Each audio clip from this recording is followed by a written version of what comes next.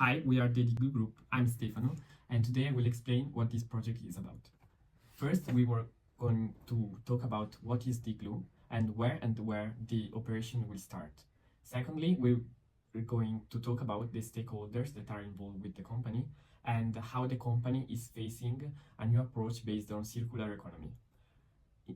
Afterwards, we are going to talk about the triple bottom line theory and how it's applied to our company. And in the end, we are going to talk about what are the strategic recommendations for the company to ensure a good ramp up for the future. Hi, I'm Matthias and I'm going to introduce Digloo.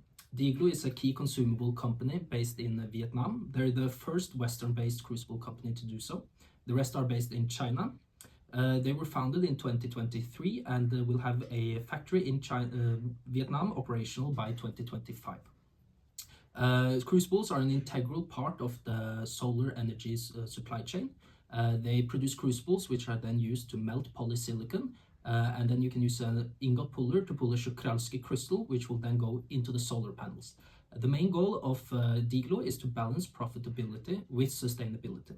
They look forward to integrate in its practices renewable energies, waste reduction, and innovative systems. They also want to prioritize the well-being of their employees and lower the total carbon emissions.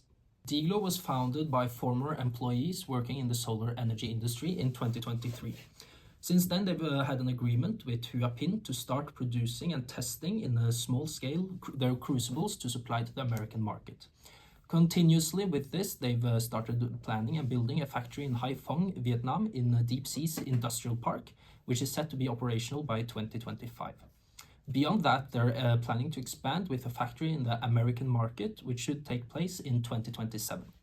Hi, I'm Tommaso, and I'm now going to explain how the stakeholder theory links with Digloo.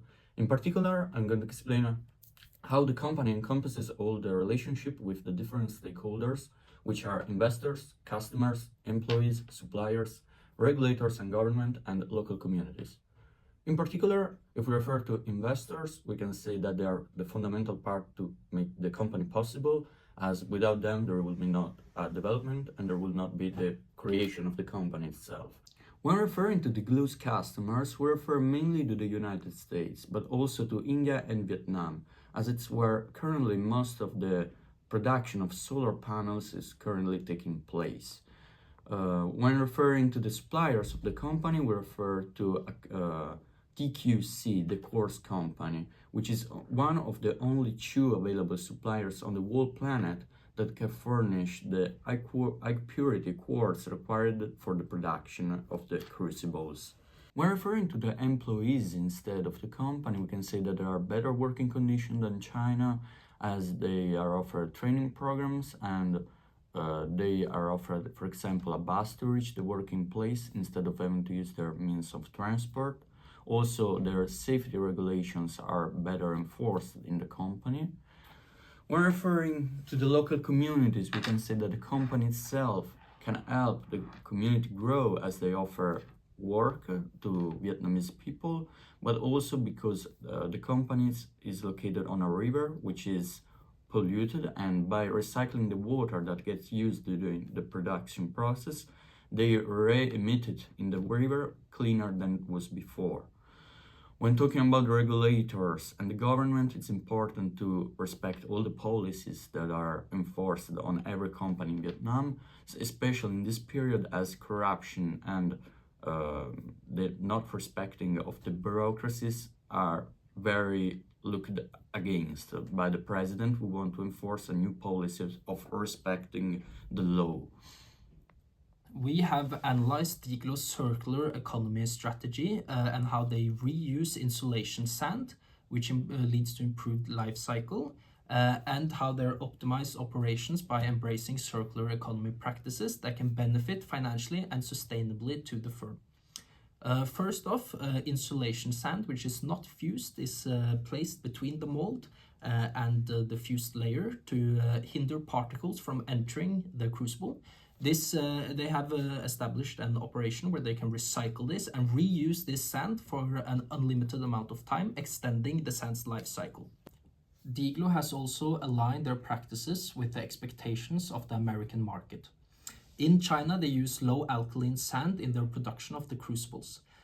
These are from mines in India, and they can lead to leakages of the polysilicon because they react to the crucible. The polysilicon can then go out from the crucible and react with the cooling system, causing steam explosions. This causes large downtimes because it has to be fixed. And in the American market, if this was to happen in a factory there, then they could face regulatory coercion, which would lead to shutdowns. The crucible that Digloo produces, however, uses high purity quartz sand from spruce pine and has less probabilities of this happening. A company can create value in three main ways, which are environmental, economic, and social. The best framework to describe this phenomenon is the triple bottom line framework, which is composed of people, planet, and profits. Regarding Digloo's case, we can say about people that they offer higher wages than the average in the industry. They offer better working conditions with better safety protocols, and they also offer training programs in order to maximize the retention and the productivity of the workers. If we talk about the planet side of the company, we can say that they recycle all the sand used during the production and all the water used during the cooling of the crucibles, but also 10% of the quartz used for the production of the crucibles. And when talking about the profit side of the company, we can say that, of course, the main aim of the company is to produce profits in order to maximize the longevity. But the profits also are created in such a way that they are working completely synergized with the social impact and environmental part. We have elaborated some strategic recommendations for the company in order to ensure a good ramp-up.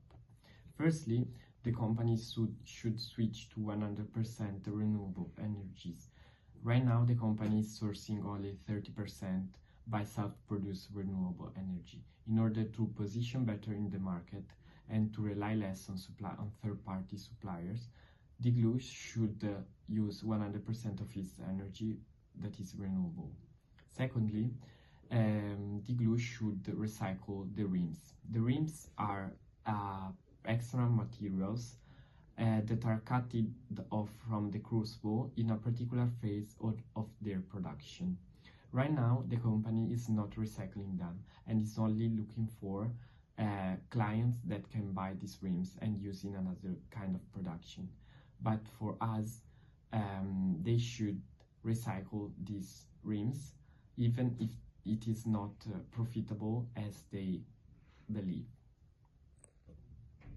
The third and the main strategy that we recommend that Digloo should undertake is the USA expansion. As we said before, Digloo is planning to expand the USA market, and we believe that the company will benefit from this for three main reasons. The first one is the increasing in customer satisfaction and the market share. The second one is the strengthening in the partnership with clients and suppliers, both based in the United States, especially in research and development agreements. In fact, innovation is key to the competitive advantage in the solar panel industry. The third and the main benefit of this operation will be that the company will cut down on transportation cost and pollution. The transportation of crucible is very polluting. In fact, crucible take out a lot of space during transportation because they cannot be stacked. So the company moving to United States can cut down a big part of the externalities that it creates. This was the presentation about Digloo for the Strategic Sustainable Innovation class. This was made possible thanks to the interview we had with the CFO, CEO, and technical advisor of the company that inspired us to make this project possible and also gave us better insights on the subject and how strategy can synergize with profits for the company.